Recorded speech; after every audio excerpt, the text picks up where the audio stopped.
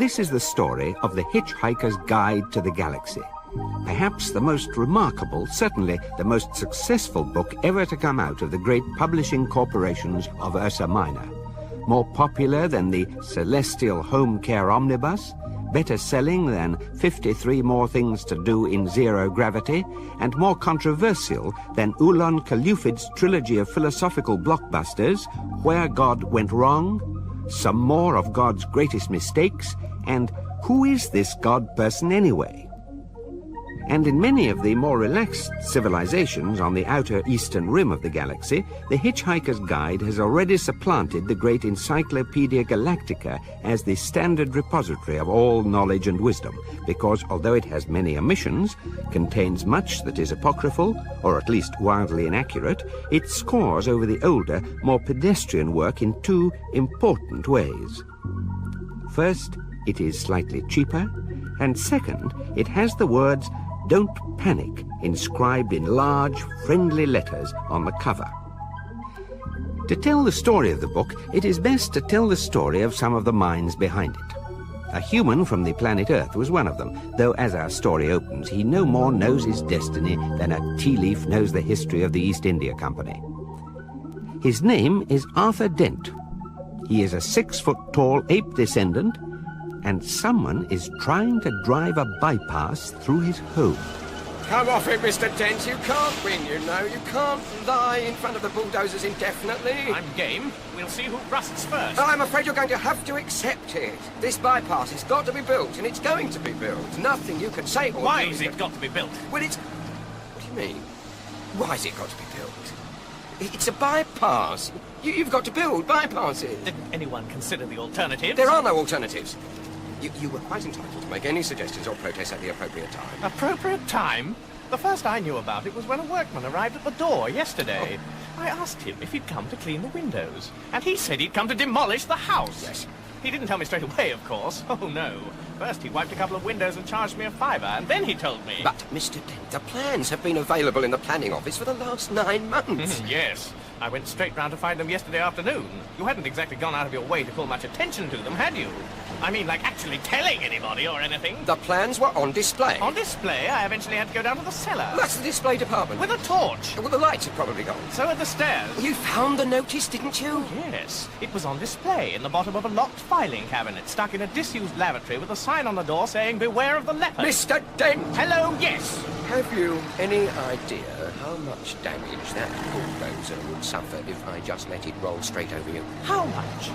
None at all. By a strange coincidence, none at all is exactly how much suspicion the ape descendant Arthur Dent had that one of his closest friends was not descended from an ape, but was in fact from a small planet somewhere in the vicinity of Betelgeuse. Arthur Dent's failure to suspect this reflects the care with which his friend blended himself into human society after a fairly shaky start. When he first arrived 15 years ago, the minimal research he had done suggested to him that the name Ford Prefect would be nicely inconspicuous. He will enter our story in 17.2 seconds and say, "Hello, Arthur." The ape descendant will greet him in return. But in deference to 1,000,000 years of evolution, he will not attempt to pick fleas off him. Earthmen are not proud of their ancestors and never invite them round to dinner. Hello, Arthur. Oh, Ford, hi, how are you? Fine. Look, are you busy? Well, I've just got this bulldozer to lie in front of, otherwise no, not especially. Good. What? Look, there's a pub down the road. Let's have a pint and we can talk. Ford, there's a man over there who wants to knock my house down. Arthur. The first I knew about it was Arthur. yesterday when a workman came Arthur. round to say he was cleaning the windows. What? Arthur, just listen to me. I have got to tell you the most important thing you've ever heard. I've got to tell you now, and I've got to tell you in that pub there. Why? Because you're going to need a very stiff drink. Just trust me. But you don't understand. These Arthur. people are trying to knock my house. Arthur, you know you can trust me to the end of the earth. Yes, but how far's that? About 10 minutes away. Come on, I need a drink. The Encyclopedia Galactica describes alcohol as a colorless, volatile liquid formed by the fermentation of sugars, and also notes its intoxicating effect on certain carbon-based life forms. The Hitchhiker's Guide to the Galaxy also mentions alcohol. It says that the best drink in existence is the pan-galactic gargle blaster, the effect of which is like having your brains smashed out with a slice of lemon wrapped round a large gold brick. The guide also tells you on which planets the best pan-galactic gargle blasters are mixed, how much you can expect to pay for one, and what voluntary organizations exist to help you rehabilitate. The man who invented this mind-pummeling drink also invented the wisest remark ever made, which was this: never drink more than 2 pan-galactic gargle blasters unless you are a 30-ton elephant with bronchial pneumonia. His name is Zaphod Beeblebrox, and we shall learn more of his wisdom later. 6 pints of bitter, and quickly, please. The world's about to end. Oh, yes, sir. Nice weather for it. Gonna watch the match this afternoon, sir? No, no point. Foregone conclusion, that you reckon, sir? Arsenal without a chance? No, it's just that the world's going to end. Oh, yes, sir. You said. Lucky escape for Arsenal if it did. No, not really. Oh, sir. 6 pints. Right, keep the change. From a fiver? Thank you, sir. You've only got 7 minutes left to spend it. Ford, would you please tell me what the hell is going on? Drink up, you've got 3 pints to get through. 3 at lunchtime? Time is an illusion. Lunchtime doubly so. Drink up. Why 3 pints? Muscle relaxant. You'll need it. Did I do something wrong today, or has the world always been like this and I've been too wrapped up in myself to notice? I'll try to explain. Drink up. How long have we known each other? 5 years, maybe 6. Most of it seemed to make some kind of sense at the time. All right. How would you react if I said that I'm not from Guildford after all, but from a small planet somewhere in the vicinity of Beetlejuice? I don't know. Why? Do you think it's the sort of thing you feel you're likely to say? Drink up. The world's about to end. This must be Thursday. I never could get the hang of Thursdays. On this particular Thursday, things were moving quietly through the ionosphere many miles above the surface of the planet. Several huge yellow slab-like somethings, huge as office blocks, silent as birds, which hung in the air exactly the same way that bricks don't. The planet was almost totally unaware of their presence. They went unnoticed at Goonhilly, they passed over Cape Canaveral without a blip, and Woomera and Jodrell Bank looked straight through them, which was a pity, because it was exactly the sort of thing they'd been looking for all these years. Arthur, of course, was totally unaware of them. He was only aware of a sudden, terrible crashing noise. What's that? Don't worry, they haven't started yet. Good. It's probably just your house being knocked down. What? 3 minutes to go. Damn you and your fairy stories! They're smashing up my home! Stop, you vandals! You home wreckers! You half-crazy... Arthur, come back! It's pointless! Hell. I better go after him. Barman, quickly, can you just give me 4 packets of peanuts? Certainly, sir. There you are, sir. 28 pence. Keep the change. Are you serious, sir? I mean, do you really think the world's going to end this afternoon? Yes, in just over 1 minute and 35 seconds. Isn't there anything we can do? No, nothing. Well, I always thought we were meant to lie down or put a paper bag over our head or something. If you like, yes. Will that help? No. Excuse me, I've got to find my friend. Oh, well then. Last orders, please! You pinstripe barbarians! I'll tell the council from Imperium's block! I'll have you hung and drawn and quartered and whipped and boiled and Arthur! chop you into little bits until you had enough! Arthur, don't bother, there isn't time! Get over here! There's only 10 seconds left! And I'll jump on them! And I'll carry on jumping them until I get blisters!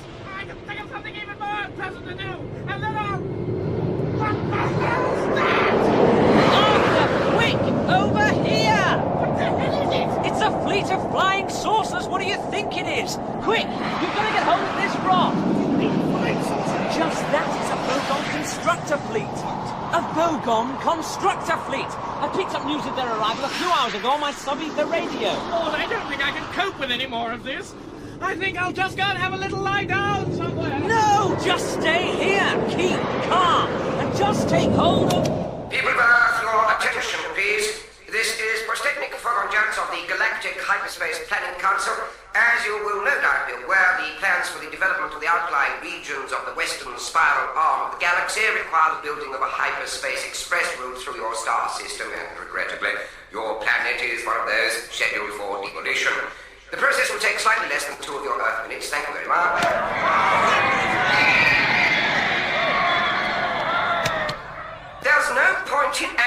all surprised about it? All the planning charts and demolition orders have been on display at your local planning department in Alpha Centauri for 50 of your Earth years. So you've had plenty of time to lodge any formal complaints, and it's far too late to start making a fuss about it now. What do you mean you've never been to Alpha Centauri? Oh, for heaven's sake, mankind, it's only 4 light years away, you know. I'm sorry, but if you can't be bothered to take an interest in local affairs, that's your own lookout. Energize the demolition beams. Oh, I don't know. Apathetic bloody planet. I don't sympathy at all.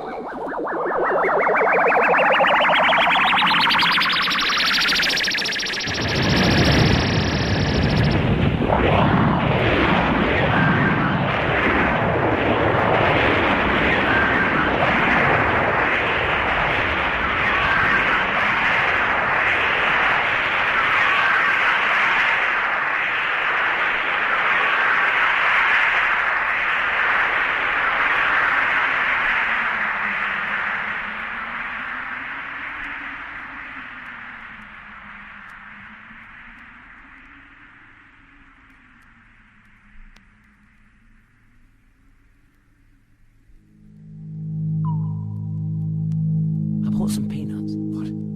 If you've never been through a matter transference beam before, you've probably lost some salt and protein. The beer you had should have cushioned your system a bit. How are you feeling? Like a military academy. Bits of me keep on passing out. If I asked where the hell we were, would I regret it? We're safe. Oh, good. We're in a small galley cabin in one of the spaceships of the Vogon constructor fleet. Ah, this is obviously some strange usage of the word safe that I wasn't previously aware of. I'll have a look for the light. All right. How did we get here? We hitched a lift. Excuse me, are you trying to tell me that we just stuck out our thumbs and some green, bug-eyed monster stuck his head out and said, "Hi, fellas, hop right in, I can take you as far as the Basingstoke roundabout"? Well, the thumb's an electronic sub-ether device. The roundabout's at Barnard Star 6 light years away, but otherwise that's more or less right. And the bug-eyed monster? It's green, yes. Fine, when can I go home? You can't. Ah, found the light. Good grief, is this really the interior of a flying saucer? It certainly is. What do you think? It's a bit squalid, isn't it? What did you expect? Well, I don't know. Gleaming control panels, flashing lights, computer screens. Not old mattresses. Here, have a look at this. What is it? The Hitchhiker's Guide to the Galaxy. It's a sort of electronic book. It'll tell you everything you want to know. That's its job. I like the cover. Don't panic. It's the first helpful or intelligible thing anybody's said to me all day. That's why it sells so well. Here, press this button and the screen will give you the index. Right, now fast wind through to V. There you are. Vogon constructor fleets. Now, enter that code on the tabulator and read what it says. Vogon constructor fleets. Here is what to do if you want to get a lift from a Vogon.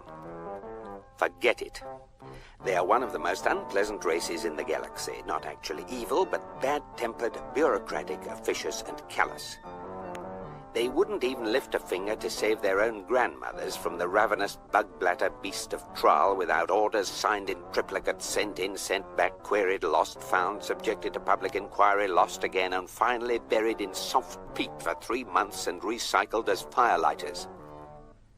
The best way to get a drink out of a Vogon is stick your finger down his throat. And the best way to irritate him is to feed his grandmother to the ravenous bug-blatter beast of Trial.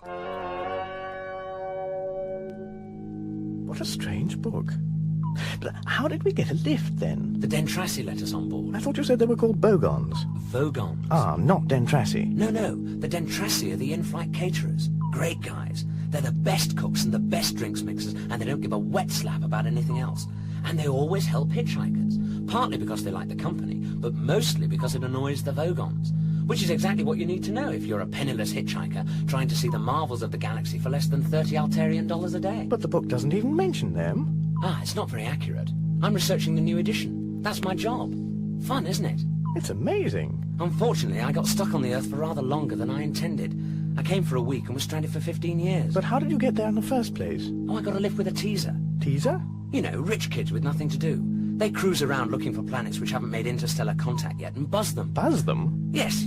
They find some isolated spot, then land right by some poor unsuspecting soul whom no one's ever going to believe, and then strut up and down in front of him wearing silly antennae on their heads and making meet noises. Rather childish, really. What the devil's that? Listen, it might be important. It's the Vogon captain making an announcement on the PA. But I can't speak Vogon. You don't need to, just put this fish in your ear. What? It's only a little one. Yeah. Have a good time. Message repeat. This is your captain speaking, so stop whatever you're doing and pay attention. First of all, I see from our instruments that we have a couple of hitchhikers aboard our ship. Hello. Hello, wherever you are. I just want to make it totally clear that you are not at all welcome. I worked hard to get where I am today, and I did become captain of a Vogon constructor ship simply so that I could turn it into a taxi service for degenerate freeloaders. I have sent out a search party, and as soon as they find you, I will put you off the ship. If you're very lucky, I might read you some of my poetry first. Secondly, we are about to jump into hyperspace for the journey to Barnard's Star. On arrival, we will stay in dock for a 72-hour refit, and no one's to leave the ship during that time. I repeat, all planet leave is cancelled. I've just had an unhappy love affair, so I don't see why anyone else should have a good time. Message ends. Charming, these Vogons. I wish I had a daughter so I could forbid her to marry one. You wouldn't need to. They've got as much sex appeal as a road accident. Oh, and you better be prepared for the jump into hyperspace. It's unpleasantly like being drunk. Well, what's so unpleasant about being drunk? You ask a glass of water. Ford, Yes? what's this fish doing in my ear? Translating for you. Look under Babelfish in the book. Whoa, what's happening? We're going into hyperspace. I'll never be cruel to a gin and tonic again. The Babelfish is small, yellow, leech-like, and probably the oddest thing in the universe. It feeds on brainwave energy, absorbing all unconscious frequencies and then excreting telepathically a matrix formed from the conscious frequencies and nerve signals picked up from the speech centers of the brain. The practical upshot of which is that if you stick one in your ear, you can instantly understand anything sent to you in any form of language. The speech you hear decodes the brainwave matrix. Now, it is such a bizarrely improbable coincidence that anything so mind-bogglingly useful could evolve purely by chance that some thinkers have chosen to see it as a final, clinching proof of the non-existence of God. The argument goes something like this. I refuse to prove that I exist, says God, for proof denies faith, and without faith I am nothing. But, says man, the Babelfish is a dead giveaway, isn't it? It proves you exist, therefore you don't. QED. Oh dear, says God, I hadn't thought of that, and promptly vanishes in a puff of logic. Oh, that was easy, says man, and for an encore he proves that black is white, and gets killed on the next zebra crossing. Most leading theologians claim that this argument is a load of dingo's kidneys, but that didn't stop Ulan Kalufid making a small fortune when he used it as the central theme of his best-selling book, Well, That About Wraps It Up for God. Meanwhile, the poor Babelfish, by effectively removing all barriers of communication between different cultures and races, has caused more and bloodier wars than anything else in the history of creation. What an extraordinary book. Did you get much useful material on Earth? I was able to extend the entry, yes. Oh, let's see what it says in this edition then. Okay. Let's see. E, Earth. Pop out the code. There's the page. Oh, it doesn't seem to have an entry. Yes, it does. Look. There, at the bottom of the screen. Under eccentric Galumbits, the triple-breasted whore of Eroticon 6. What, there? Oh, yes. Harmless?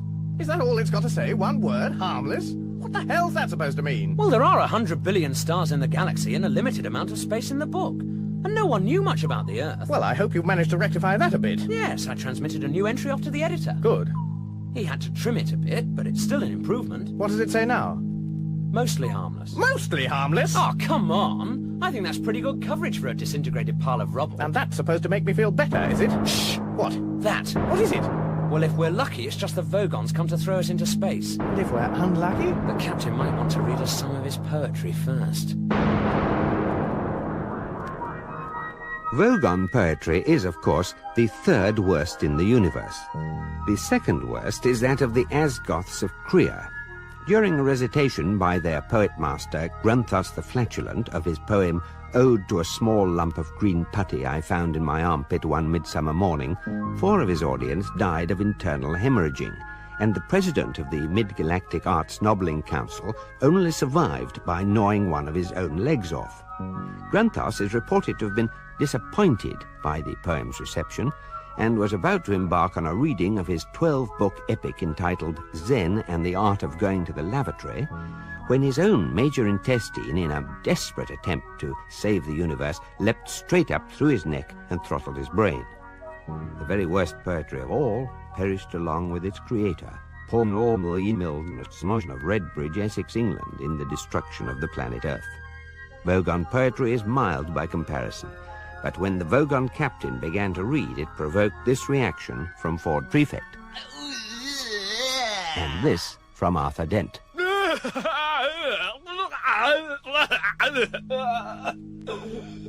Oh, frettled grunt bugly, thy micturations are to me as flirtled gabble blotting in a lurgid bee. Group, I implore thee, my hooting, curling drones, and hooptiously strangle me with crinkly bindle wordles, for otherwise I will rend thee in the gobberwort with my burgle conjun. See if I don't. So, Earthlings, I present you with a simple choice. I was going to throw you straight out into the empty blackness of space to die horribly and slowly, but there is one way, one simple way, in which you may save yourselves. Think very carefully, for you hold your very lives in your hands. Now choose. Either die in the vacuum of space, or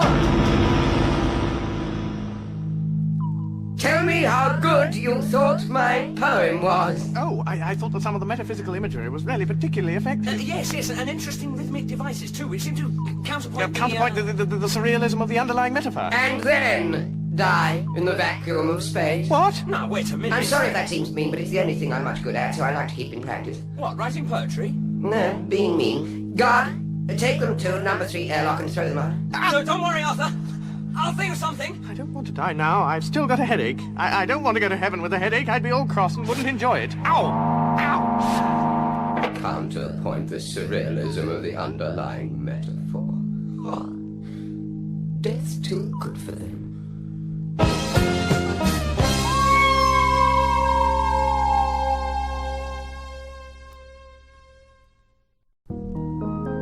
Far out in the uncharted backwaters of the unfashionable end of the western spiral arm of the galaxy lies a small, unregarded yellow sun.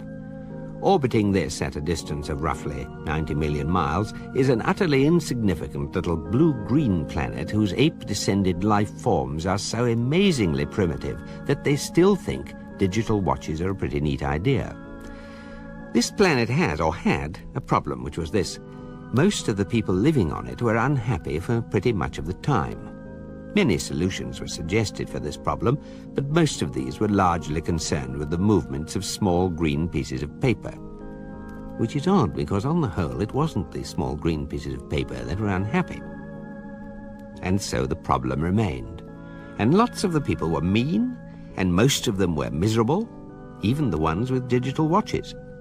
Many were increasingly of the opinion that they'd all made a big mistake in coming down from the trees in the first place. And some said that even the trees had been a bad move and that no one should ever have left the oceans. And then one day, nearly 2,000 years after one man had been nailed to a tree for saying how great it would be to be nice to people for a change, a girl, sitting on her own in a small cafe in Rickmansworth, suddenly realized what it was that had been going wrong all this time, and she finally knew how the world could be made a good and happy place. This time it was right, it would work, and no one would have to get nailed to anything. Sadly, however, before she could get to a phone to tell anyone, the Earth was unexpectedly demolished to make way for a new hyperspace bypass, and so the idea was lost forever. Meanwhile, Arthur Dent and Ford Prefect have escaped from all that, only to have to contend with all this.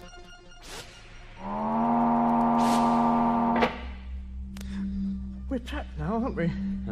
Yes, we're trapped. Well, didn't you think of anything? Oh, yes, but unfortunately it rather involved being on the other side of the airtight hatchway they've just sealed behind us. So what happens next? The hatchway in front of us will open automatically in a moment, and we'll shoot out into deep space and asphyxiate in about 30 seconds. So this is it? We're going to die? Yes. Except... No. Wait a minute. What's this switch? What? Where? No, I was only fooling. We are going to die after all. You know, it's at times like this, when I'm trapped in a Vogon airlock with a man from Beetlejuice and about to die of asphyxiation in deep space, that I really wish I'd listened to what my mother told me when I was young. Why? What did she tell you? I don't know. I didn't listen.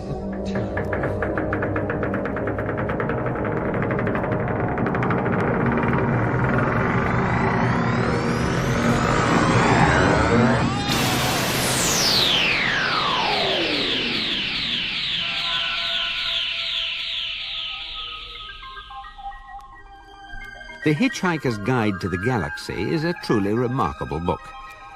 The introduction starts like this. Space, it says, is big, really big. You just won't believe how vastly, hugely, mind-bogglingly big it is. I mean, you may think it's a long way down the street to the chemist, but that's just peanuts to space. Listen. And so on. After a while, the style settles down a bit and it starts telling you things you actually need to know, like the fact that the fabulously beautiful planet Bethselamin is now so worried about the cumulative erosion caused by 10 billion visiting tourists a year that any net imbalance between the amount you eat and the amount you excrete whilst on the planet is surgically removed from your body weight when you leave. So every time you go to the lavatory there, it is vitally important to get a receipt.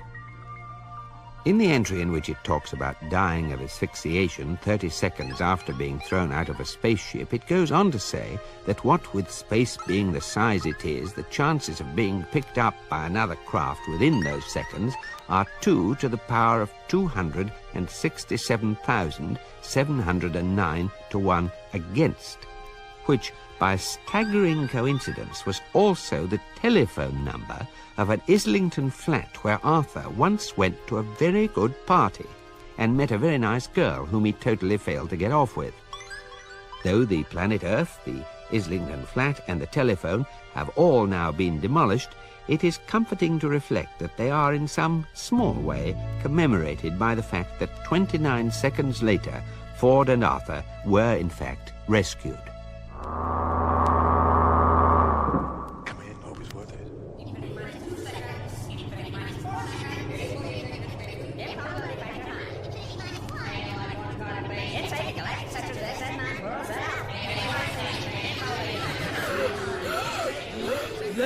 There you are. I told you I'd think of something. Yeah, sure. Right idea of mine to find a passing spaceship and get rescued by... Oh, come on. The chances against it are astronomical. Don't knock it, it worked.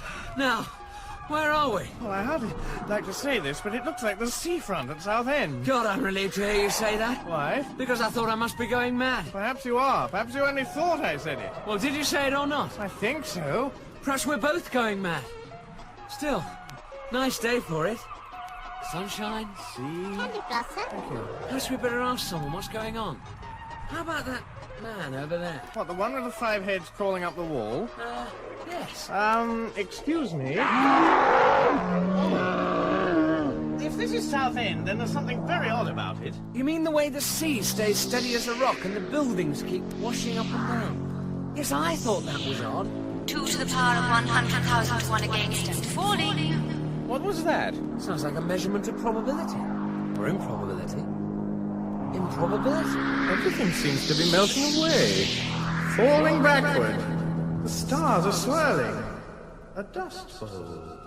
Snow? My legs drifting off into the sunset. My left arm floating away. How am I going to operate my digital watch now? Ford? Yes? You're turning into a penguin. Stop it. 2 to the power of 75,000 to 1 against and falling. Hey, who are you? Where are you? What's going on, and is there any way of stopping it? Please relax. You are perfectly safe. That's not the point.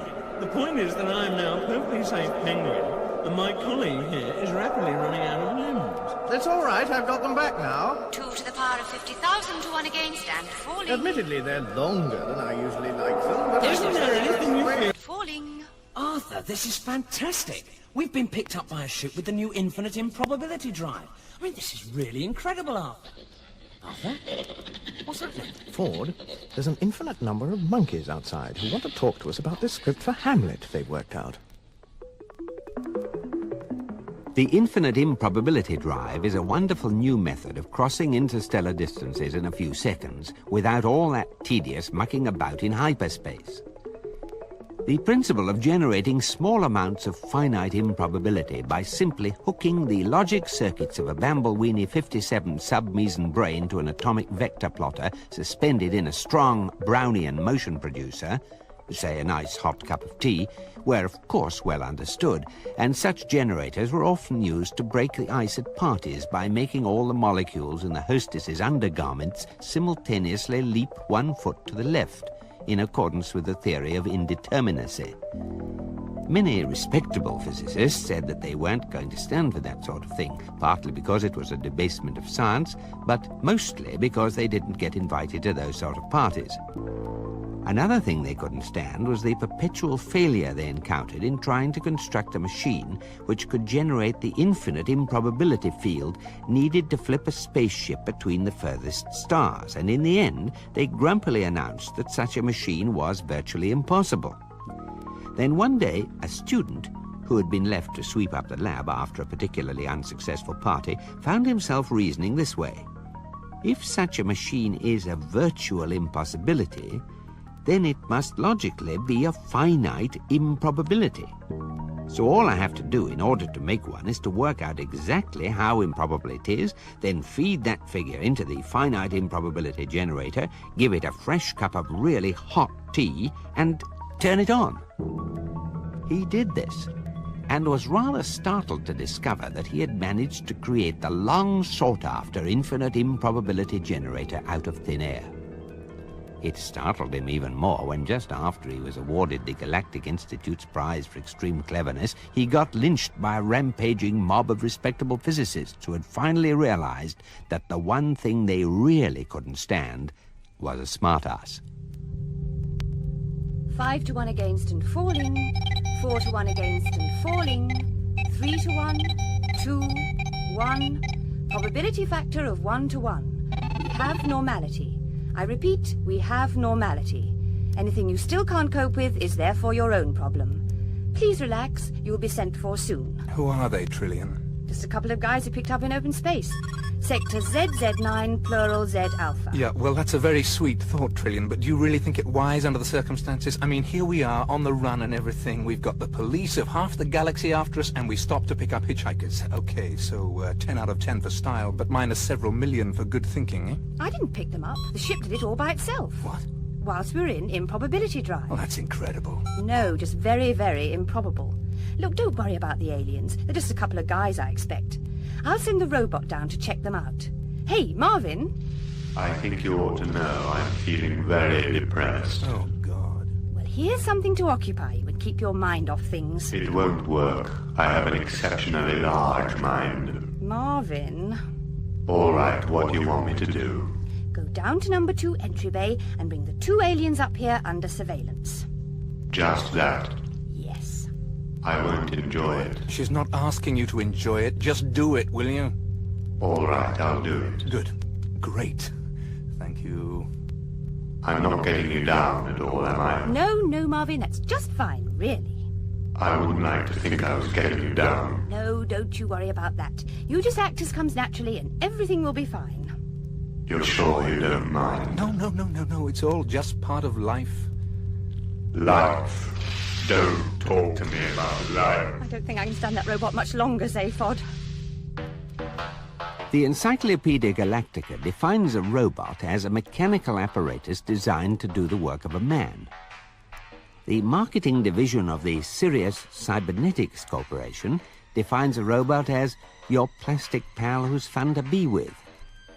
The Hitchhiker's Guide to the Galaxy defines the marketing division of the Sirius Cybernetics Corporation as a bunch of mindless jerks who'll be the first against the wall when the revolution comes, with a footnote to the effect that the editors would welcome applications from anyone interested in taking over the post of robotics correspondent.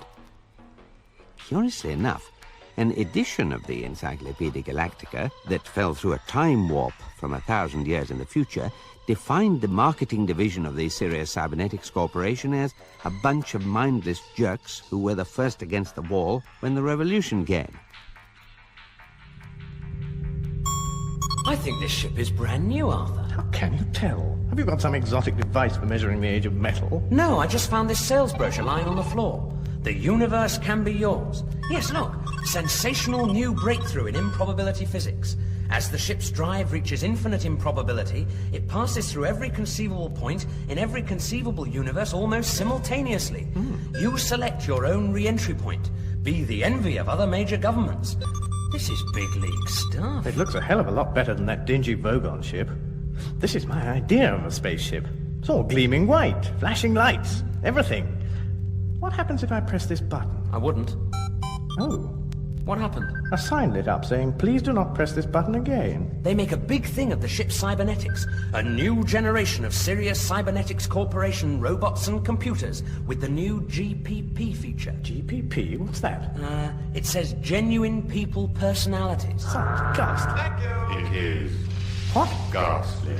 It all is absolutely ghastly. Just don't even talk about it. Look at this door. You can tell, can't you? Well... I hate that door. I'm not getting you down, am I? Which government owns it? No government owns it. It's been stolen. Stolen? Stolen? Who by? Zaphod Beeblebrox. Zaphod Beeblebrox? Oh, sorry. Did I say something wrong? Pardon me for breathing, which I never do anyway, so I don't know why I bothered to say it. Oh, God, I'm so depressed. Here's another of those self-satisfied doors. Glad to be of service. Life. Don't talk to me about life. No one even mentioned it. Really? Zaphod Beeblebrox.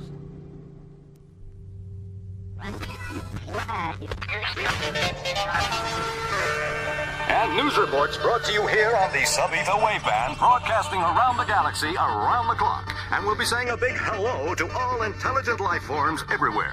And to everyone else out there, the secret is to bang the rocks together, guys. And of course, the big news story tonight is the sensational theft of the new Improbability Drive prototype ship by none other than Zaphod Beeblebrox. And the question everyone's asking is, has the big Z finally flipped?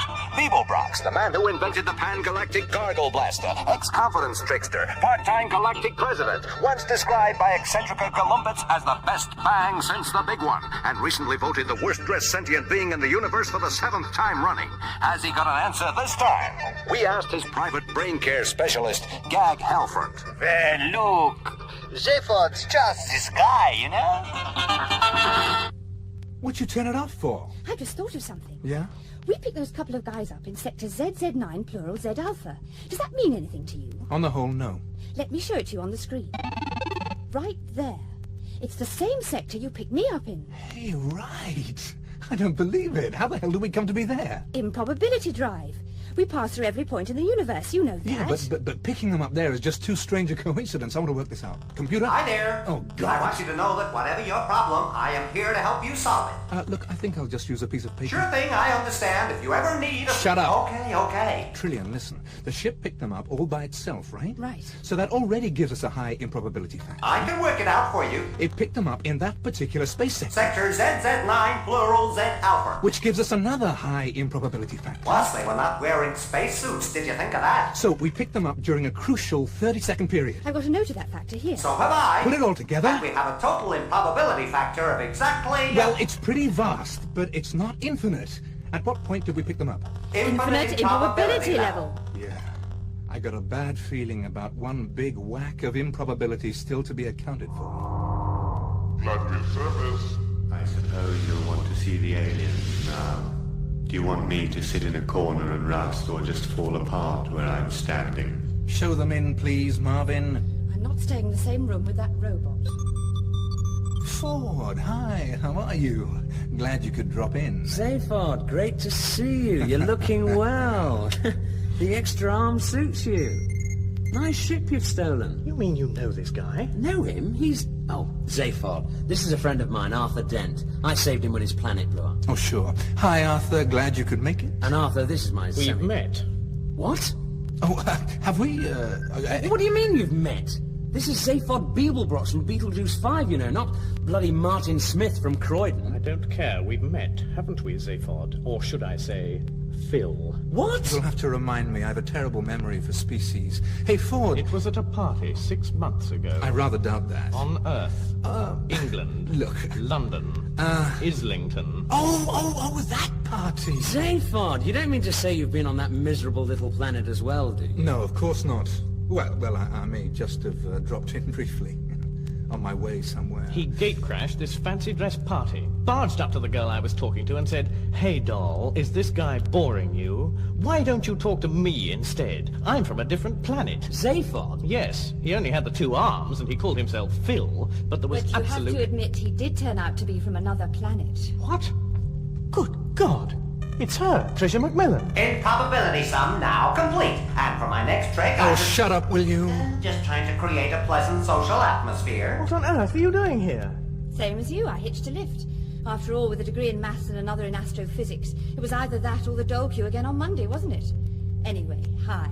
Nice to see you again. But this is all impossible. No, just very, very improbable. Oh, God. Ford, this is Trillian. Hi. Trillian, this is my semi-cousin Ford, who shares 3 of the same mothers as me. Hi. Trillian, is this sort of thing going to happen every time we use the infinite improbability drive? Very probably, I'm afraid. Zaphod Beeblebrox, this is a very large drink. Hi there, this is Eddie, your shipboard computer, and I just want to mention here that we are now moving into orbit around the legendary planet of Magrathea. Sorry to interrupt your social evening. Have a good time.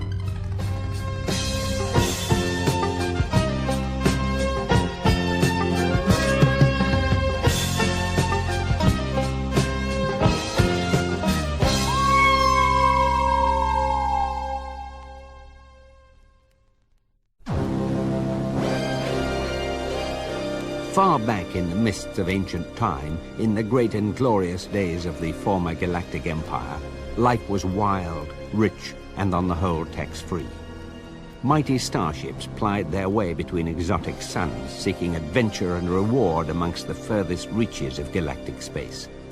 In those days, men were real men, women were real women, and small, furry creatures from Alpha Centauri were real small, furry creatures from Alpha Centauri. And all dared to brave unknown terrors, to do mighty deeds, to boldly split infinitives that no man had split before. And thus was the empire forged. Many men, of course, became extremely rich, but this was perfectly natural and nothing to be ashamed of, because no one was really poor, at least no one worth speaking of. And for these extremely rich merchants, life eventually became rather dull, and it seemed that none of the worlds they settled on was entirely satisfactory. Either the climate wasn't quite right in the later part of the afternoon, or the day was half an hour too long, or the sea was just the wrong shade of pink. And thus were created the conditions for a staggering new form of industry, custom-made luxury planet building. The home of this industry was the planet Magrathea, where vast hyperspatial engineering works were constructed to suck matter through white holes in space and form it into dream planets, lovingly made to meet the exacting standards that the galaxy's richest men had naturally come to expect. And so successful was this venture that very soon Magrathea itself soon became the richest planet of all time, and the rest of the galaxy was reduced to abject poverty. And so the system broke down. The empire collapsed, and a long, sullen silence settled over the galaxy, disturbed only by the pen-scratchings of scholars as they labored into the night over smug little treatises on the value of a planned political economy. Magrathea itself disappeared, and its memory soon passed into the obscurity of legend. In these enlightened days, of course, no one believes a word of it. I'm sorry, Zaphod. I just don't believe a word of it. Listen to me, Ford. I found it. I swear I found it. Look, Magrathea is a myth, a fairy story.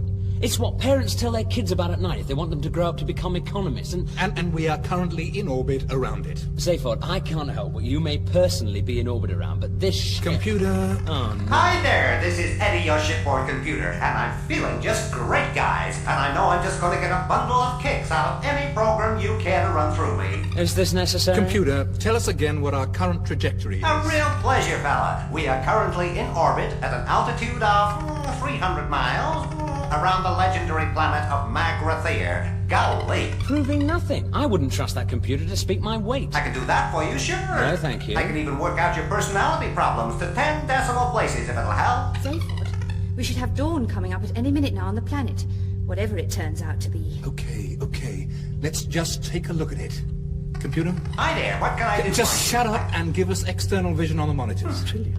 Yes, Arthur. I feel I may be missing the point of something. Well, it's just that Magrathir is supposed to be this legendary planet from way back, which no one seriously believes in. A bit like Atlantis, really. Except that the legends say the Magrathians used to manufacture planets. No, I'm sorry, Zaphod. It looks very pretty on the screen, but I refuse to believe it's Magrathir. The suspense is killing me. Is there any tea on this spaceship?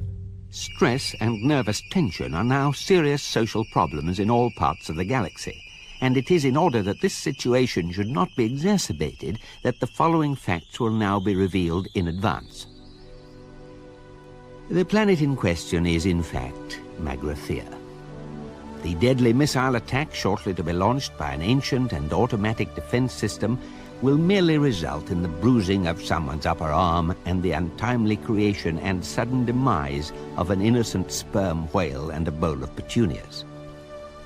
In order that some sense of mystery should still be preserved, no revelation will yet be made concerning whose upper arm has been bruised. This fact may safely be made the subject of suspense, since it is of no significance whatsoever. None of this, of course, is known to the crew of the starship Heart of Gold. Well, even supposing it is Magrathir. It is. Which it isn't. What do you want with it anyway? Oh, the usual. Fame, money, But it just looks like a dead planet. Greetings, Computer? Hi there. What is it? Oh, just some 5 million-year-old tape recording that's being broadcast at us. This is a recorded announcement, as I'm afraid we're all out at the moment. The Commercial Council of Magrathir thanks you for your esteemed visit, Okay. but regrets that the entire planet is temporarily closed for business. Thank you. If you would like to leave your name and the address of the planet where you could be contacted, kindly speak when you hear the tone. They want to get rid of us. What do we do? It's just a recording. Keep going. Got that, computer? I got it. We would like to assure you that as soon as our business is resumed, announcements will be made in all fashionable magazines and color supplements, and clients will once again be able to select from all that's best in contemporary geography. Meanwhile, we thank our clients for their kind interest and would ask them to leave now. I suppose we'd better be going then, hadn't we? There's absolutely nothing to be worried about. Then why is everyone so tense? They're just interested. We keep going. It is most gratifying that your enthusiasm for our planet continues unabated, and so we would like to assure you that the guided missiles currently converging with your ship are part of a special service we extend to all of our most enthusiastic clients, and the fully armed nuclear warheads are, of course, merely a courtesy detail. We look forward to your custom in future lives.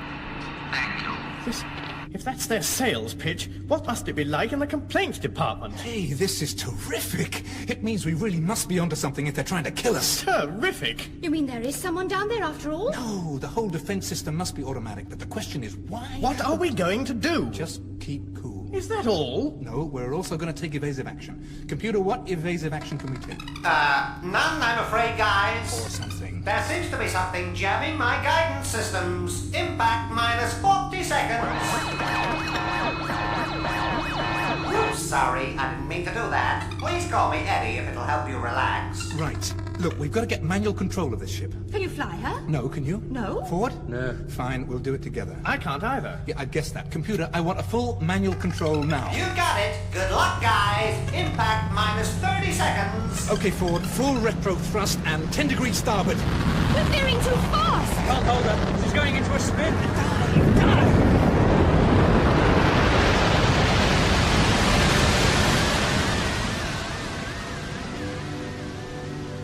It is, of course, more or less at this point that one of our heroes sustains a slight bruise to the upper arm.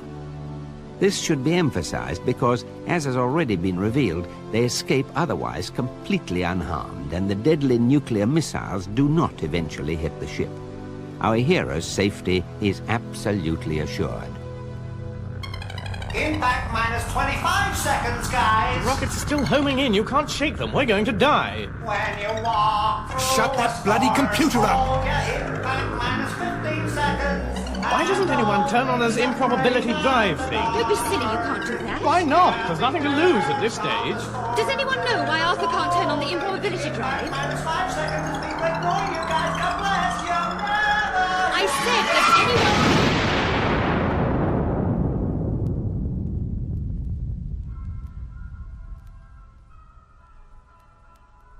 What the hell happened? Well, I was just saying, there's this improbability drive switch here, you see, and I just... Where are we, Trillian?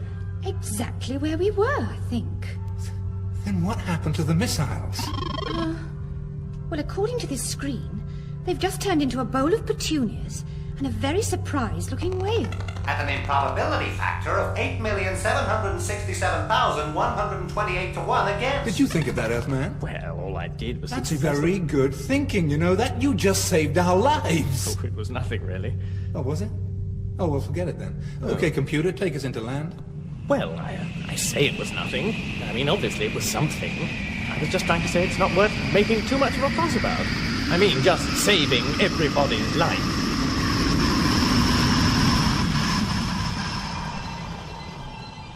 Another thing that no one made too much fuss about was the fact that against all probability, a sperm whale had suddenly been called into existence some miles above the surface of an alien planet.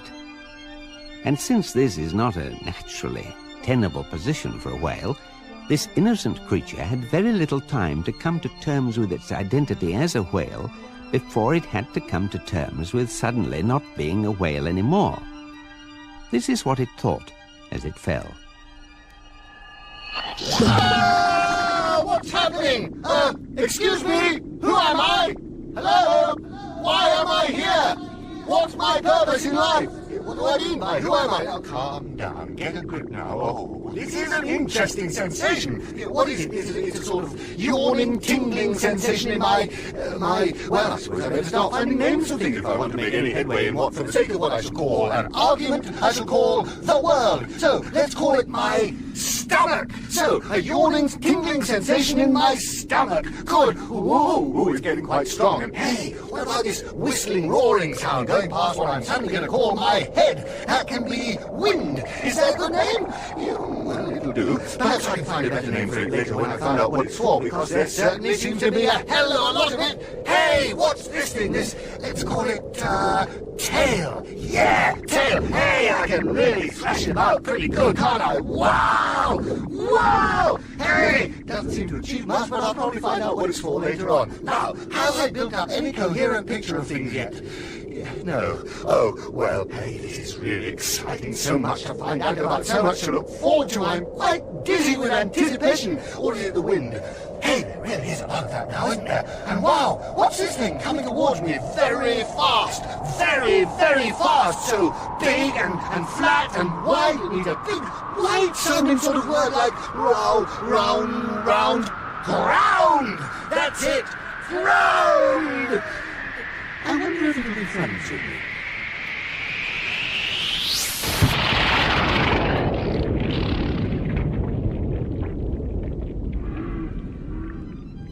Curiously enough, the only thing that went through the mind of the bowl of petunias as it fell was, oh no, not again. Many people have speculated that if we knew exactly why the bowl of petunias had thought that, we would know a lot more about the nature of the universe than we do now. Similarly, a lot of people might have found life a great deal less puzzling if it had been generally realized that human beings were only the third most intelligent life forms on the planet Earth, instead of, as was generally thought by most independent observers, the second. The significance of this fact will become clear to Arthur Dent some 4 hours and 37 minutes after the starship has landed on the planet Magrathea, or 4 hours and 32 minutes after Trillian says, "Are we taking this robot?" Are we taking this robot? Don't feel you have to take any notice of me, please. Oh, Marvin, the paranoid android. Yeah, we'll take him. How you doing, Metal Man? Oh, fine. Good. If you happen to like being me, which personally I don't. Terrific. Okay, everybody, let's go. Good afternoon, boys. What's that? Oh, that's just the computer. I discovered it had an emergency backup personality, so I plugged it in. Can't be worse, can it? Now, this is going to be your first day on a strange planet, so I want you all wrapped up snug and warm, and no playing with any naughty bug-eyed monsters. Can't be worse. I think we'd be better off with a slide rule. Right, who said that? Will you open up this exit hatch, please, computer? Not until whoever said that owns up. Oh, no. Come on! Computer! I'm waiting. I can wait all day if necessary. Hey, computer. If you don't open that exit hatch pretty damn pronto, I might find a very large axe to reprogram you with, okay? I can see this relationship as something we're all going to have to work at. Thank you. Let's go. It'll all end in tears, I know it.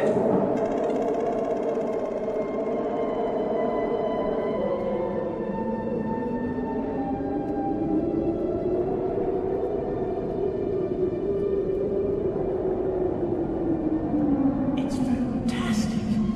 It's bloody cold. An entire alien world. Thousands of light years from home. Pity it's such a dump, though. Yeah, stark, dreary, and spattered with whale meat. Hey, from this ridge you can see the remains of an ancient city. What's it like? Well, it's a bit of a dump. Ford, do you realize that robot can hum like Pink Floyd? But I found what I was after. A passageway leading down into the interior of the planet. Yeah? And that's where we have to go. Where no organic life form has trod these 5 million years into the very depths of time itself. Can it, Marvin? Well, come on if we're going. Right. Hey, Earthman. Arthur. Could you sort of keep the robot with you and guard this end of the passageway, okay? Guard? What from? You just said there's no one here. Yeah, well, just for safety, okay? Whose? Yours or mine? Good lad. Okay, here we go. Bye. Bye. Bye. Well, I hope you all have a really miserable time. Don't worry, they will. Why don't you flip through the book whilst you're waiting? What book? The Hitchhiker's Guide to the Galaxy. Oh, that thing. The Hitchhiker's Guide to the Galaxy is a very unevenly edited book and contains many passages which simply seemed to its editors like a good idea at the time. One of these supposedly relates the experiences of one Vít Vujagig, a quiet young student at the University of Maximegalon who pursued a brilliant academic career studying ancient philology, transformational ethics, and the wave harmonic theory of historical perception, and then, after a night of drinking pan-galactic gargle blasters with Zaphod Beeblebrox, became increasingly obsessed with the problem of what had happened to all the biros he'd bought over the past few years. There followed a long period of painstaking research, during which he visited all the major centers of biro loss throughout the galaxy, and eventually came up with a quaint little theory which quite caught the public imagination at the time. Somewhere in the cosmos, he said, along with all the planets inhabited by humanoids, reptiloids, fishoids, walking trioids, and superintelligent shades of the color blue, there was also a planet entirely given over to biro life forms. And it was to this planet that unattended biros would make their way, slipping quietly through wormholes in space, to a world where they knew they could enjoy a uniquely biroid lifestyle, responding to highly biro-orientated stimuli, in fact, leading the biro equivalent of the good life. And as theories go, this was all very fine and pleasant, until Vít Vujagig suddenly claimed to have found this planet, and to have worked there for a while driving a limousine for a family of cheap green retractables. whereupon he was taken away, locked up, wrote a book, and was finally sent into tax exile, which is the usual fate reserved for those who are determined to make a fool of themselves in public. When one day an expedition was sent to the spatial coordinates that Vujagig had claimed for this planet, they discovered only a small asteroid inhabited by a solitary old man who claimed repeatedly that nothing was true, though he was later discovered to be lying. There did, however, remain the question both of the mysterious 60,000 Altarian dollars paid yearly into his bank account and, of course, of Zaphod Beeblebrox's highly profitable second-hand biro business. Meanwhile, on the surface of Magrathea,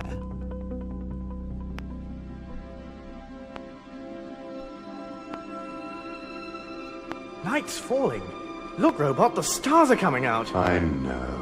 Wretched, isn't it? But that sunset, I've never seen anything like it in my wildest dreams.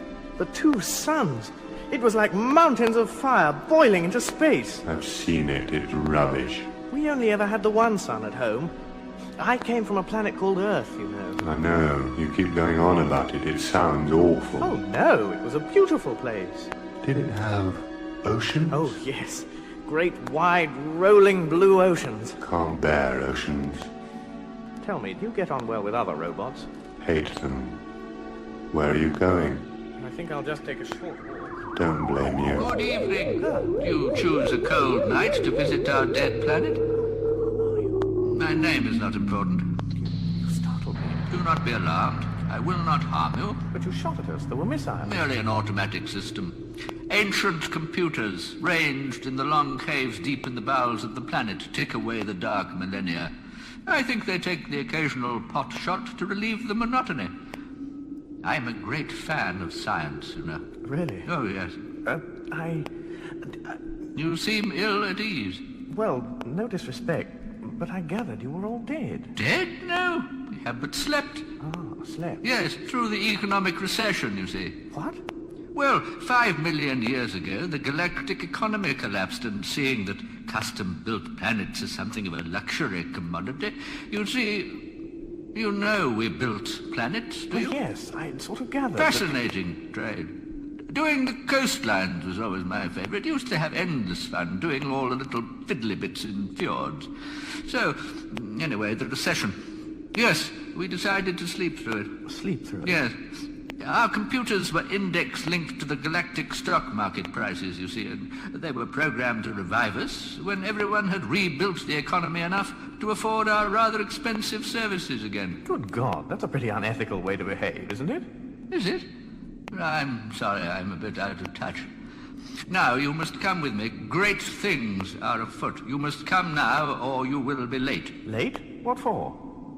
What is your name, human? Dent. Arthur Dent. Late, as in the late Dent, Arthur Dent. It's a sort of threat, you see.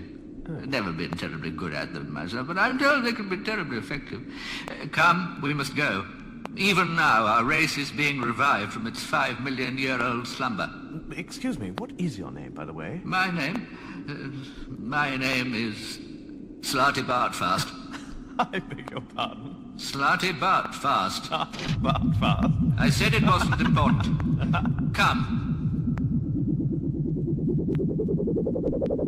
It is an important and popular fact that things are not always what they seem.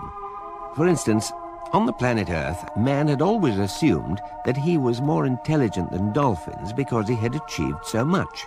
The wheel, New York, wars, and so on. But conversely, the dolphins believed themselves to be more intelligent than man for precisely the same reasons. Curiously enough, the dolphins had long known of the impending demolition of the Earth and had made many attempts to alert mankind to the danger. But most of their communications were interpreted as amusing attempts to punch footballs or whistle for titbits. So they eventually gave up and left the Earth by their own means shortly before the Vogons arrived. The last ever dolphin message was misinterpreted as a surprisingly sophisticated attempt to do a double backward somersault through a hoop whilst whistling the Star-Spangled Banner. In fact, the message was this: "So long and thanks for all the fish."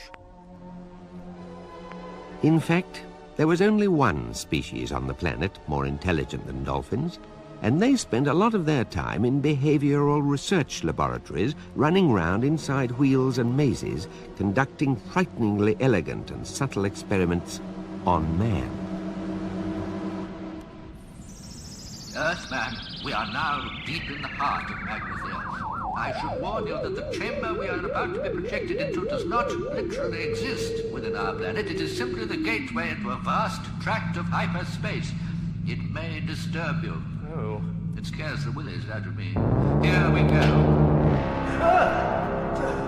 Welcome to our factory floor. This is where we make most of our planet, you see. The planet forges of Magnathea. We have been awakened to perform just one extraordinary commission. There, in the distance before us. My God, the Earth!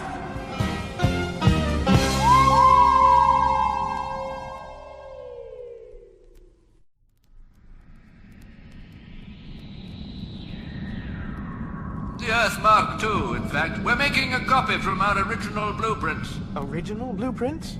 Are you trying to tell me you made the Earth? Oh, yes. Did you ever go to a place, I think it was called Norway? No, I didn't. Pity, that was one of mine. Won an award, you know. Lovely, crinkly edges. I was terribly sorry to hear it had been destroyed. You were? 5 minutes too early. What? Shocking cock-up. The mice were furious. The mice were furious? Yes. Oh, yes, well, so I expect with the dogs and cats and duck-billed platypuses. But really, I don't see they weren't running the planet, were they? No, but the mice were. Huh? So they were rather upset that it was destroyed 5 minutes too early, so we've got to build another one. Sorry, are we talking about the little white furry things with the cheese fixation and women standing screaming on tables in early 60s sitcoms? Earthman, it is sometimes hard to follow your mode of speech. Remember, I have been asleep inside this planet of Magnathea for 5 million years and know little of these early 60s sitcoms of which you speak. But these creatures you call mice are merely the protrusion into our dimension of vast, hyper-intelligent, pan-dimensional beings. The whole business with the cheese and the squeaking is just a front. They've been experimenting on you, I'm afraid. No, come on, that's the wrong way round. We used to experiment on them. You know, behavioral research and so on. Such subtlety. What? How better to disguise their real natures, and how better to guide your thinking. Suddenly running down the maze the wrong way, eating the wrong bit of cheese, unexpectedly dropping dead of myxomatosis. Earthman, I'm afraid I must tell you that your planet of people have formed the matrix of an organic computer, running a 10 million year research program to find the ultimate question of life, the universe, and everything. Oh. You see, they really are particularly clever, hyper-intelligent, pan-dimensional beings. Attention, please, slightly broadcast. The mice have received reports that you have a human from the planet Earth with you. Report immediately. Report immediately. However, in the field of management relations, they're absolutely shocking. Really? Yes, you see, well, every time they give me an order, I just want to jump on a table and scream. I can see that would be a problem. There are, of course, many problems connected with life, of which some of the most popular are: why are people born, why do they die, and why do they want to spend so much of the intervening time wearing digital watches? Many millions of years ago, a race of hyper-intelligent, pan-dimensional beings got so fed up with all the constant bickering about the meaning of life, which used to interrupt their favorite pastime of Brocchian ultra cricket, a curious game which involved suddenly hitting people for no readily apparent reason and running away, that they decided to sit down and solve the problem once and for all. And to this end, they built themselves a stupendous supercomputer which was so amazingly intelligent that even before its databanks had been connected up, it had started from first principles with "I think, therefore I am," and had got as far as deducing the existence of rice pudding and income tax before anyone managed to turn it off. Could a mere computer solve the problem of life, the universe, and everything? Fortunately for posterity, there exists this recording of what happened when the computer was given its monumental task. What is this great task, for which I, deep thought, the second greatest computer in the universe of time and space, have been called into existence. Oh, deep thought computer. The task we have designed you to perform is this. We want you to tell us the answer. The answer? The answer to what? Life. The universe. Everything. Tricky. But can you do it? Yes, I can do it. There is an answer? A simple answer? Yes. Life, the universe, and everything. There is an answer. But I'll have to think about it. What's happening out there? We demand admission. Come on, you can't keep us out. We demand that you can't keep us out. Who are you? What do you want? I am Magic Thighs. And I demand that I am Vroomfondle. It's all right, you don't need to demand that. Sorry. All right, I am Vroomfondle, and that is not a demand. That is a solid fact. What we demand is solid facts. No, we don't. That is precisely what we don't demand. Sorry. We don't demand solid facts. Right. What we demand is a total absence of solid facts. I demand that I may or may not be Vroomfondle. Look, but who are you anyway? We are philosophers. Though we may not be. Yes, we are. We're quite definitely here as representatives of the amalgamated union of philosophers, sages, luminaries, and other professional thinking persons. Right. And we want this machine off, and we want it off now. What is all this? We demand that you get rid of it. What's the problem? I'll tell you what the problem is. Demarcation, that's the problem. We demand that demarcation may or may not be the problem. You just let the machines get on with the adding up and we'll take care of the eternal verities, thank you very much. Right. Under law, the quest for ultimate truth is quite clearly the prerogative of your working thinkers. Right. Any bloody machine goes and actually finds it and we're straight out of the job, aren't we? I mean, well, what's the use of our sitting up all night saying there may or may not be a god if this machine gives you his telephone number the next morning? We demand guaranteed, rigidly defined areas of doubt and uncertainty. Might I make an observation at this point? You keep out of this metal nose! We demand that that machine not be allowed to think about this problem. All I wanted to say... We'll go on strike. That's right. You'll have a national philosopher's strike on your hands. Whom will that inconvenience? Never you mind who it will inconvenience, you box of blacklegging binary bits. Right. It'll hurt, Buster. It'll hurt. There is no terror in your threats. All I wanted to say is that I am now irrevocably committed to computing the answer to life, the universe, and everything. But the program will take me 7.5 million years to run. 7.5 million years? And it occurs to me that running a program like this is bound to cause sensational public interest. And so, any philosophers, such as perhaps yourselves, who are quick off the mark, are going to clean up in the prediction business. Prediction business? What's that? You just get on the pundit circuit. You all go on the chat shows and the colour supplements and violently disagree with each other about what answer I'm eventually going to produce. And if you get yourselves clever agents, you'll be on the gravy train for life. Bloody hell. Now that's what I call thinking. Here, Vroomfondle, why do we never think of things like that? Don't know. Think our minds must be too highly trained, Magic Thighs. Oh, yeah. And so Vroomfondle and Magic Thighs became the greatest and most truly interesting pundits the universe had ever known. And thousands upon thousands of generations later, the great day for which this race of hyper-intelligent, pan-dimensional beings had waited, somewhat impatiently, dawned. Oh, people who wait in the shadow of deep thought, honored descendants of Vroomfondle and Magic Thighs, the time of waiting is over. 7.5 million years our race has waited for this great and hopefully enlightening day, the day of the answer. Never again will we wake up in the morning and think, who am I? What is my purpose in life? Does it really, cosmically speaking, matter if I don't get up and go to work? For today, we will finally learn once and for all the plain and simple answer to all these these nagging little problems of life, the universe, and everything. From today, we can enjoy our games of Brockian ultra cricket in the firm and comfortable knowledge that the meaning of life is now well and truly sorted out.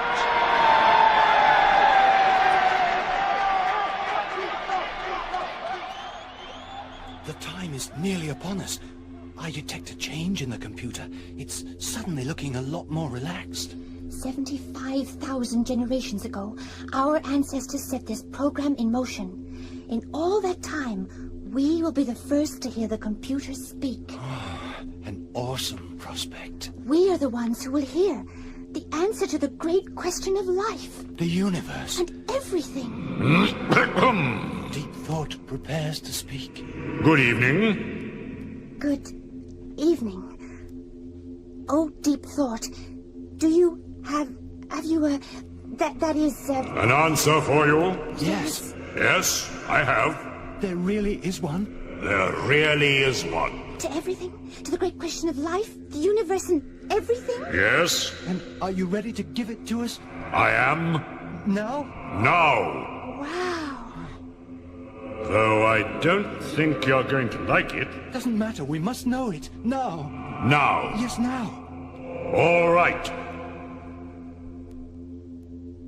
Well? You're really not going to like it. Tell us. All right. The answer to everything. Yes. Life, the universe, and everything. Yes. Is. Yes. Is. Yes. 42. We're gonna get lynched, you know that. It was a tough assignment. 42? I mean, we've waited all that money. May I be permitted to make an observation? 7.5 million years' work. I checked it very thoroughly, and that definitely is the answer. I think the problem, essentially, is that you've never actually said what the question is. But it was the ultimate question, the question of life, the universe, and everything. Yes, but what actually is it? Well, I mean... You know, why is, What? What sort of, Where, when... everything. Just everything, you know? Exactly. Now, once you know what the question actually is, you'll know what the answer means. Oh, terrific. Look, all right. Now, can you please tell us the question? The ultimate question? Yes. Of life, the universe, and everything? Yes. Tricky. But can you do it? No. Oh, but I'll tell you who can. But who? Please tell us, please. I speak of the computer that is to come after me. A computer whose merest operational parameters I am not worthy to calculate. And yet, I will design it for you. The computer to calculate the ultimate question. A computer of such infinite and subtle complexity that organic life itself shall form part of its operational matrix. And you yourselves shall take on the forms of humble rodents and go down into the computer. I think this is getting needlessly messianic. Down to navigate its 10 million year program. Yes, I shall design this computer for you, and I shall name it also unto you, and it shall be called the Earth. Yes. Oh. What a dull name. Earthman, you must awake. Wake up. Where am I? You have been in a deep trance, absorbing data from the Magrathian Compu-Matrix archive cells. Oh, of course. Come, you are to meet your masters. Your arrival on our planet has caused considerable excitement. It has already been hailed as the third most improbable event in the history of the universe. What were the first two? Oh, probably just coincidences. But was that all true? That the Earth was just a huge computer? Yes. and it was destroyed by the Vogons 5 minutes before the 10 million year program was completed. Well, that's bureaucracy for you. You know, that would explain a lot of things. All through my life, I've had this strange, unaccountable feeling that something secret, something sinister was going on in the world, and no one would tell me what it was. Oh, that's just perfectly normal paranoia. Everyone in the universe has that. Well, perhaps that means that somewhere outside even the universe, on the next scale up... Maybe. Who cares? Perhaps I'm old and tired, but I always think that the chances of finding out what really is going on are so absurdly remote that the only thing to do is say, hang the sense of it and just keep yourself occupied. Look at me. I designed coastlines. I got an award for Norway. Where's the sense in that? None that I've been able to make out. I've been doing fjords all my life. For a fleeting moment, they become fashionable, and I get a major award. In this replacement Earth we're building, they're giving me Africa to do, and of course I'm doing it with all fjords again because I happen to like them. And I'm old-fashioned enough to think that they give a lovely baroque feel to a continent. And they tell me it's not equatorial enough. What does it matter? Science has achieved some wonderful things, of course, but I'd far rather be happy than right any day. And are you? No. That's where it all falls down, of course. Pity. It sounded like quite a good lifestyle otherwise. Attention please, Slarty Bartfast. Would Slarty Bartfast and the visiting Earth creature please report to the Mice in the Works reception area immediately? I seem to be having this tremendous difficulty with my lifestyle. Beg your pardon? I'm sorry, that must seem an awfully fatuous thing to say. Yes, I thought so. It's just that I find it a bit hard to relate to all this. It is, of course, well known that careless talk costs lives, but the full scale of the problem is not always appreciated. For instance, at the very moment that Arthur said, "I seem to be having this tremendous difficulty with my lifestyle," a freak wormhole opened up in the fabric of the space-time continuum and carried his words far, far back in time across almost infinite reaches of space to a distant galaxy where strange and warlike beings were poised on the brink of frightful interstellar battle. The two opposing leaders were meeting for the last time, and a dreadful silence fell across the conference table as the commander of the Vlahergs, resplendent in his black-jeweled battle shorts, gazed levelly at the Gugvant leader squatting opposite him in a cloud of green, sweet-smelling steam, and with a million sleek and horribly beweaponed star cruisers poised to unleash electric death at his single word of command, challenged the vile creature to take back what it had said about his mother. The creature stirred in his sickly, broiling vapor, and at that very moment the words, "I seem to be having this tremendous difficulty with my lifestyle," drifted across the conference table. Unfortunately, in the Vlaherg tongue, this was the most dreadful insult imaginable, and there was nothing for it but to wage terrible war. Eventually, after their galaxy had been decimated, it was realized that the whole thing had been a ghastly mistake, and so the two opposing battle fleets settled their few remaining differences in order to launch a joint attack on our galaxy, now positively identified as the source of the offending remark. For thousands more years, the mighty ships tore across the empty wastes of space and finally dived screaming onto the planet Earth, where, due to a terrible miscalculation of scale, the entire battle fleet was accidentally swallowed by a small dog.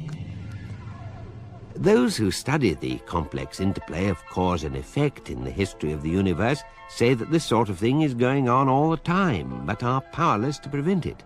It's just life, they say. Meanwhile, Arthur Dent has been escorted to the Magrathian Works reception area for a shatteringly odd meeting. Arthur, you're safe! Am I? Oh, good. Hi, Arthur. Come and join us. Ford, Trillian, Zaphod. What happened to you? Well, our host's here. Hosts? What hosts? Welcome to lunch, creature. What? Who said that? There's a mouse on the table. Oh, haven't you found out yet, Arthur? What? Oh, I see. Yes. Yes, I just wasn't quite prepared for the full reality of it. Arthur, this is Benji Mouse. Hi. And this is Frankie Mouse. Nice to meet you. Excuse me. Yes, thank you, Slarty Bartfast. You may go. What? Oh, well. Thank you, sir. I'll just go and get on with some of my fjords then. In fact, that won't be necessary. We won't be requiring the new Earth after all. We had this rather interesting proposition put to us. What? You can't mean that. I've got 1,000 glaciers poised and ready to roll over Africa. Well, perhaps you can take a quick skiing holiday before you dismantle them. Skiing holiday? Those glaciers are works of art. Elegantly sculpted contours, soaring pinnacles of ice, deep, majestic ravines. It would be sacrilege to go skiing on high art. Thank you, Slarty Bartfast. That will be all. Yes, sir. Thank you very much, sir. Well, goodbye, Earthman. Hope the lifestyle comes together. What? Oh, thank you. Yes. Goodbye, then. Sorry about the fjords. Now, Earth creature. As you've gathered, we've been at this ultimate question business now for 17.5 million years. Oh, longer, surely. No, it just seems longer. And then, just as we're about to get somewhere, you go and let your wretched planet get blown up and... well, we're sick to death of the whole thing, to be honest. Well, it's hardly my fault. Yes, we appreciate that. The point is that we need a question. At least a question. And we can either do the whole thing all over again. God forbid. Or, well, we'll come to that. You see, the thing is, we've been offered an enormous contract to do the 5D TV chat show and lecture circuit. What? But we've got to have a strong product. You see, Monkey Man, if they're just sitting there in the studio looking very relaxed and just, mentioning that they happen to know the answer to the ultimate question of life, the universe and everything, and then eventually have to admit that in fact it's 42, then I think the show's probably quite short. Right. No follow-up, you see. We've got to have something that sounds good. Something that sounds good? An ultimate question that sounds good? Well, I mean, yes, idealism, yes, the dignity of pure research, yes, the pursuit of truth in all its forms, but there comes a point, I'm afraid, where you begin to suspect that if there's any real truth, it's that the entire infinity of the universe is almost certainly being run by a bunch of maniacs. And if it comes to a choice between spending another 10 million years finding that out, and on the other hand, just taking the money and running, then I, for one, could do with the exercise. But I don't understand. Hey, get this, will you, Earthman? You are a last-generation product of that computer matrix, right? And you were there right up to the moment your planet got the finger, yeah? Yes. So your brain was an organic part of the penultimate configuration of the computer program. Right? Well, yes, but I don't quite see what this is... There's a good chance that the structure of the question is encoded in the structure of your brain. So we want to buy it off you. What, the question? No, your brain. What? Yeah, that's okay, isn't it? I mean, who's going to miss it? Thank you very much. I thought you said you could just read his brain electronically. Yes, but we've got to get it out first. It's got to be prepared, treated, diced. Thank you. Arthur! Hey, come on, guys. I mean, hey! It can be replaced, if you think it's that important. An electronic brain. A simple one should suffice. A simple one? Yeah, it can be programmed to say what, and I don't understand, and where's the T, and who'd know the difference? What? See what I mean? I'd notice the difference. No, you wouldn't. You'd be programmed not to. Look, I'm sorry, my soul lads. I don't think we've got a deal. Emergency, emergency. Hostile ship has landed on planet. Intruders now within works reception area. Defense station. What is it now? Bats dudes, it'll be galactic police. We gotta go whoosh. Police? Yes, we're in a stolen spacecraft. Improbability drive ship. Ah, so that's how the Earthman got here. Say, Fod, didn't you leave a note explaining how they could make a profit on the insurance deal? Yeah, it doesn't seem to have worked. Come on, then, let's move. Damn. Why all that fuss over 2 pounds of earthly brain? We're going to have to invent a question. What's yellow and dangerous? 42. No, doesn't work. No. How many roads must a man walk down? Ah, that's promising. Sounds good, but doesn't actually tie you down to meaning anything. How many roads must a man walk down? 42. Excellent, excellent.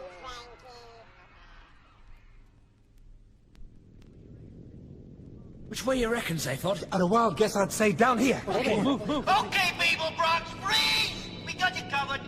You want to try guess at all, Ford. Okay, this way. Right, okay. We don't want to shoot you, people, Brock. Suits me fine. We're cornered. Oh, hell, I've dropped my adrenaline pills. All right, behind this computer bank. Get down. Hey, they're shooting at us. Yeah. I thought they said they didn't want to do that. Yeah, I thought they said that. Hey, we thought you said you didn't want to do that. It isn't easy being a cop. Right. What did he say? He said it isn't easy being a cop. Well, surely that's his problem, isn't it? I'd have thought so. Hey, listen! I think we've got enough problems of our own with you shooting at us, so if you could avoid laying your personal problems on us as well, I think we'd probably find it easier to cope. Now, see here, you guys. You're not dealing with any dumb, two-bit, trigger-pumping morons with low hairlines, little piggy eyes, and no conversation. No, we are a couple of intelligent, caring guys who you'd probably quite like if you met us socially. Yeah. I don't go around gratuitously shooting people and bragging about it in seedy Space Rangers bars. Oh, he doesn't? No, I don't. I go around shooting people gratuitously and then agonize about it afterwards to my girlfriend. Yeah, he does, and I write novels. He writes them in crayon. No, I haven't had any of them published yet, so I better warn you, I'm in a mean mood. Who are these guys? I think I preferred it when they were shooting. So, you gonna come out quietly, or you gonna let us blast you out? Which would you rather? You still there? Yes! We didn't enjoy doing that at all. We could tell. Now listen to this, people, Brox, and you better listen good. Why? Because it's gonna be very intelligent and quite interesting and humane. Okay, fire away! I mean... Sorry. Misunderstanding there. Yeah, it was fun though, wasn't it? Yeah. Shoot him again for a bit. Yeah, why not? The computer bank is absorbing a hell of a lot of energy. I think it's about to explode. Well, that about wraps it up for this lifetime. Well, it's been really nice running into you again, Zaphod. Zaglabos, real juicy gastron.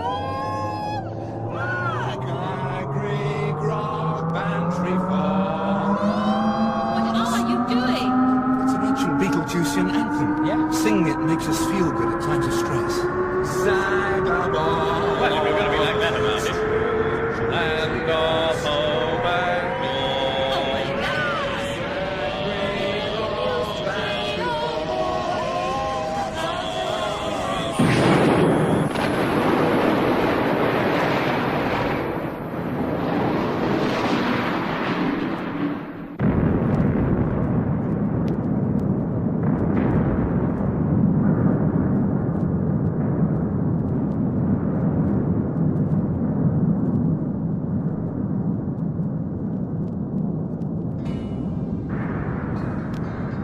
It is, of course, more or less at this misleading point that this part of our story ends.